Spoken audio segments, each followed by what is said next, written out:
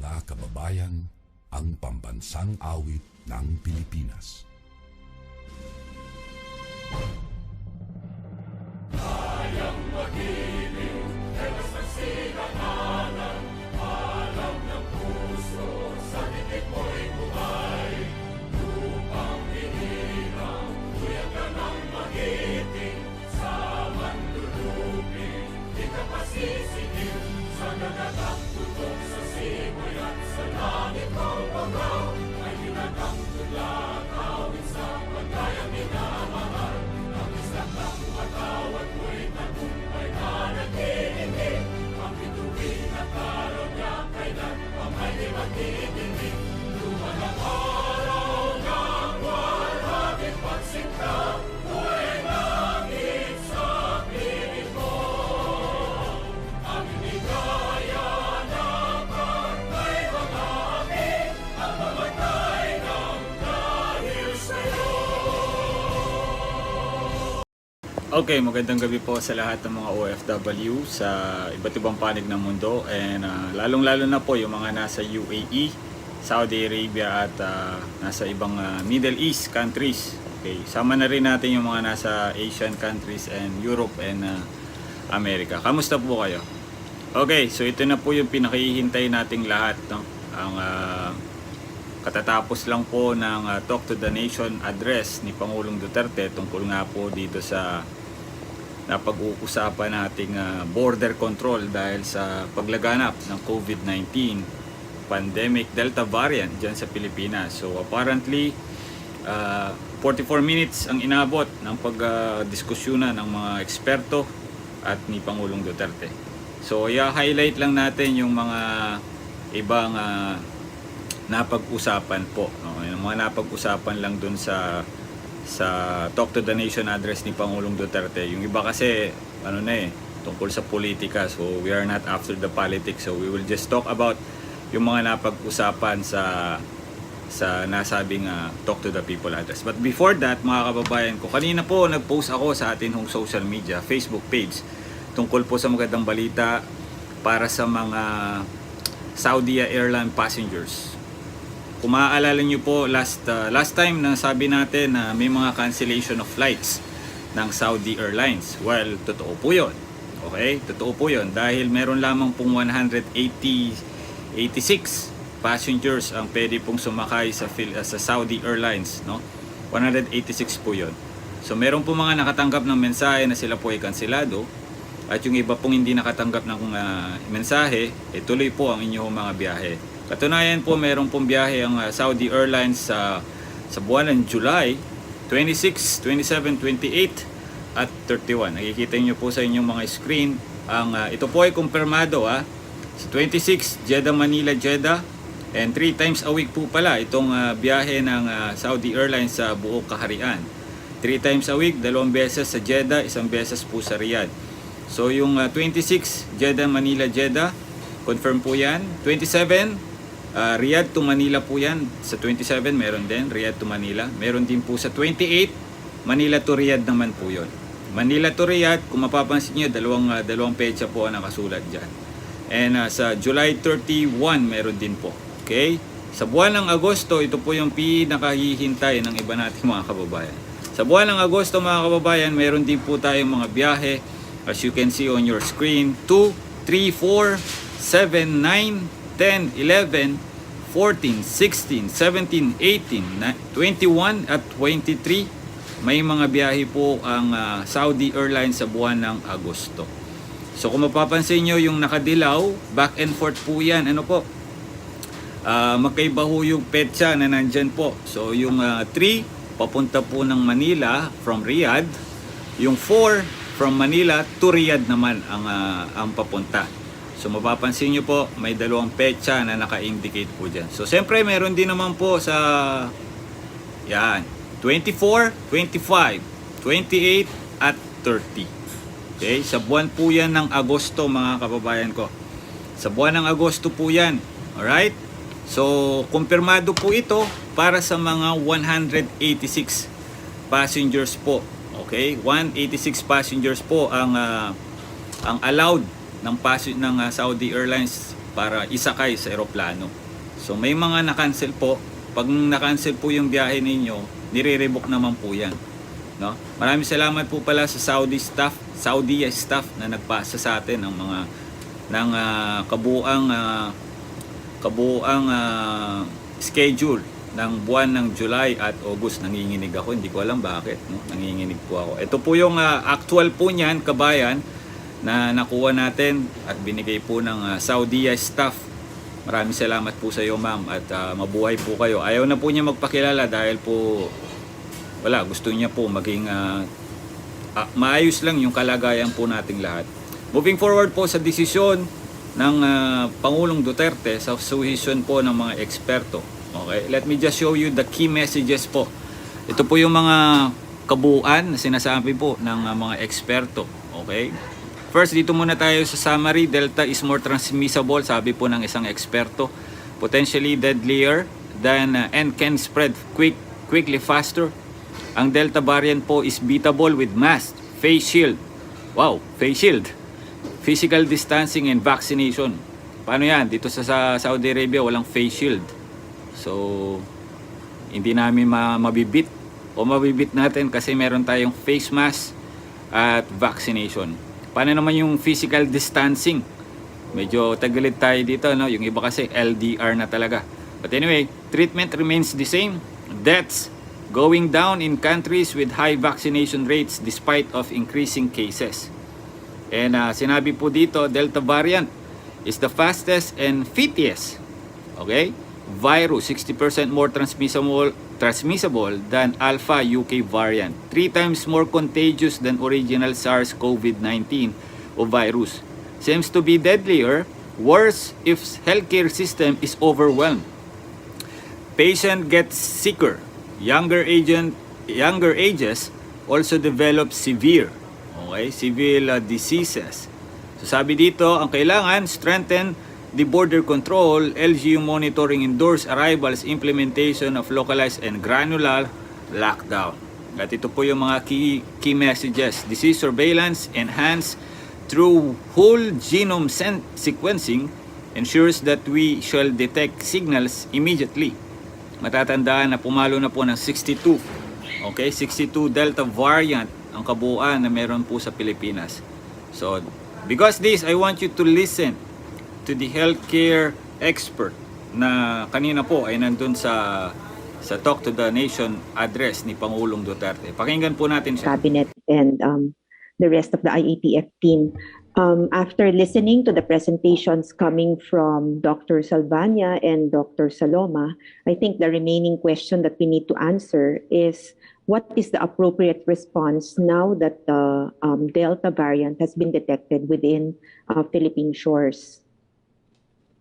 So the first set of recommendations are actually focused on continued implementation of doors 1 and 2 or our 4-door strategy.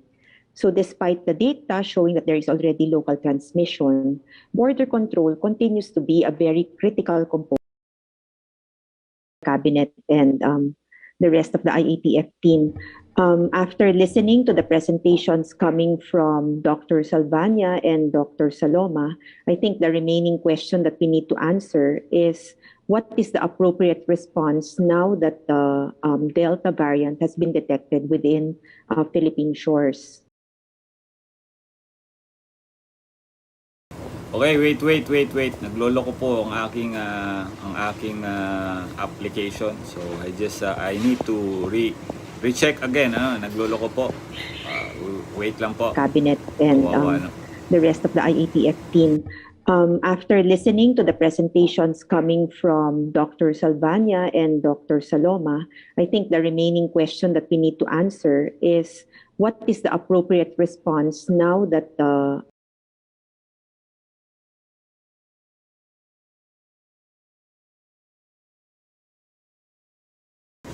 Well, I don't know why this one is having some difficulty sa atin hong live, but let me just repeat it again. I'm sorry, I'm really sorry. So, napakahalaga po na sinabi ng isang eksperto, but I don't know what is happening on my on my application. Bakit hindi siya mag-continue, no? Anyway, Cabinet and moving forward. the rest of the IATF team. After listening to the presentations coming from Dr. Salvania and Dr. Saloma, I think the remaining question that we need to answer is Well, I don't know. Cabinet and the rest of the IATF team. After listening to the presentations coming from Dr. Salvania and Dr. Saloma, I think the remaining question that we need to answer is what is the appropriate response now that the Delta variant has been detected within Philippine shores? So the first set of recommendations are actually focused on continued implementation of doors 1 and 2 of our 4-door strategy. So despite the data showing that there is already local transmission, border control continues to be a very critical component that we hope will continue to slow entry of more individuals who are positive not just for Delta, but also other variants of concern that may be discovered in the future. Now, after completing the 10-day facility quarantine, the LGUs are enjoined to continue enforcing their monitoring of the arrivals for the remaining 4 days of the standard 14-day quarantine. Pag nakauwi, hindi po ibig sabihin na pwede na pong gumala yung ating traveler kasi hindi pa po tapos yung 14 days. 10 araw pa lang po yung inilagay nila sa facility. Also, it's very important for the LGUs to implement strict lockdowns in cities or provinces as necessary. Given the economic impact of imposing region-wide lockdowns, the response strategy is anchored on imposing localized or granular lockdowns. And this will happen at the household or barangay levels. And with implemented targeted response strategies, we hope to be able to reduce transmission, at the same time also reduce the economic strain of actually implementing these lockdowns. Next slide, please. The second set of recommendations focuses on surveillance and improving our healthcare capacity. So our strategy to manage a possible surge is to ensure that the healthcare system is actually ready, regardless of the community quarantine classification. Hindi po yung mag-escalate po tayo at saka palang naghahabol. Dapat parating ready ang ating healthcare capacity. There should be sufficient TTMF and ICU capacity. And as per IATF Resolution 104, we're calling on the hospitals to increase their COVID-19 bed capacity to 30% for the private hospitals and 50% for the public hospitals to ensure that should a surge happen, we will have enough beds available. So to summarize, my key messages po, Mr. President, are disease surveillance enhanced through whole genome sequencing will ensure that we will be able to detect our signals immediately and be able to keep one step ahead. Second, with the confirmation of the local transmission of the Delta variant, we need to work on the premise that every case that's now detected is Delta so that we can act accordingly. Next, each component of the 4-door strategy should already or is already in place and can still be intensified by continuing to implement our strict border control, not only at all airports, but also at seaports. We've seen that our initial detections actually happened among seafarers. We need to shorten case and close contact detection and immediately implement isolation and quarantine for these individuals. We need to fast-track vaccination and focus particularly on A2 and A3. And as a last line of defense, we need to equip our hospitals by providing them with health human resources, with the appropriate equipment, with oxygen supply, and we will be able to maintain their capacity if we triage appropriately by providing enough TTMF facilities. Maraming salamat po. Thank you.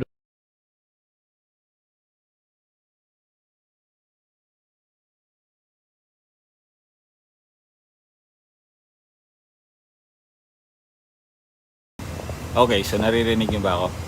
So it is very important for us no na malaman natin yung totoong nangyayari ngayon. So according nga po sa kanila, it's just like a stricter border control, pero ito po ay para lamang po sa mga sa mga LGU. Okay? So I can say that it's only LGU, no? So marami pa kung pwedeng mangyari in the next couple of days dahil again, ito po ay wala pa hong napag-uusapan whether the government will impose stricter control para sa mga tinatawag nating international arrivals. So as we hear, no, yung mga sinasabi po ng experts, malinaw lang po doon na ipinaabot na nila o pinapasa na lang po nila sa mga LGU ang magiging pasya kung paano nila i-combat ito. And malinaw din naman na yung Delta variant is yun yung pinaka problema natin ngayon. Okay. So kabilang banda mga kababayan, so yung pong napabalita na bayanihan flights sa Pilipinas o sa ibang bansa, especially sa mga travel country na may travel ban o yung mga restricted countries. Meron pong isa sa mga maswerte na po ang nakatanggap ng isang kagaya po nito. This was posted by one of the kababayan sa UAE Facebook group page, no? At dito po sa nakikita ninyo, it's a tentative travel date at sinasabi by August 1st week sa mga nasa UAE o kahit po sa mga nasa Oman. Okay, kausapin niyo po yung mga travel agency kung paano kayo makakakuha ng mga ganitong uri ng how can I say, it's a parang ano siya, parang approval yan, no? So we have to get approval muna sa mga travel agency whether kung papayagan tayo, meron tayong kakayahan na makabayad ng mga ganitong kamahalan. Medyo mahal ho ito, and according sa mga sources na nakikita natin o nakakausap natin, 4,800 AD. Kung totoo 4,000. Yung iba naman po 5,000 po ang pamasahe. Special commercial flight po ito So ito ho yung pinayagan ng government to go to the Philippines despite na meron po tayong travel restriction. But I don't know kung yung mga airline ninyo ay papayagan pa na magamit yung pinakahuli pa ninyong ticket o yung available na meron kayo ngayong hawak or na-rebook na ticket. I don't know kung papayagan yan, but I hope it's okay kasi ayon po dun sa bayanihan flight na sinasabi po ng DFA, it should be, no? It should be uses. Kailangan magamit din ho yan. Yun ang sinasabi dito Sabi po dito, accommodating passengers with previously bought or nabayaran o nabili or kung meron kayong confirmed flights ticket shall be prioritized. But the thing is, paano? Kung paano natin yan na magagamit. Let us hope that the travel agency will consider you na ma-prioritize despite of kamahalan ng mga ticket na meron tayo ngayon, especially sa UAE, Oman at sa iba pang mga bansa na may travel restriction. So ito po ito pong bayanihan flight na sinasabi po ng DFA and DOLE will start on the first week ng August. Okay, first week ng August, but ito po ay subject sa mga approval ng DFA. And at the same time, sa hotel capacity, kung merong available ng hotel, then that is okay. Kapag wala, ay hindi ho sila mapapagbigyan. Lahat ho ng eroplano na bumibiyahe, pwede ho yan. Ano po? Lahat ho ng mga bumibiyahe, pauwi ng Pilipinas, galing sa mga restricted countries, pwede naman ho yan. Wala naman hong problema. Sabi dito, si Joanne, 6,400 daw ang bili ng amo niya. Imaginein mo yan. Tapos paribok-ribok pa yung mga ticket ninyo. So medyo mahirap po talaga, no? So dun po sa Talk to the Nation address ni Pangulong Duterte, wala naman ho na mention kung isasara nila yung mga international borders natin. Wala naman ho.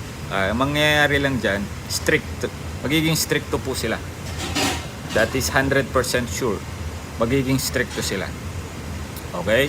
So sabi dito ni Cab sa TV, most Delta variant cases came or coming from seafarer. Bakit ang higpit ng mga yan sa biyahero?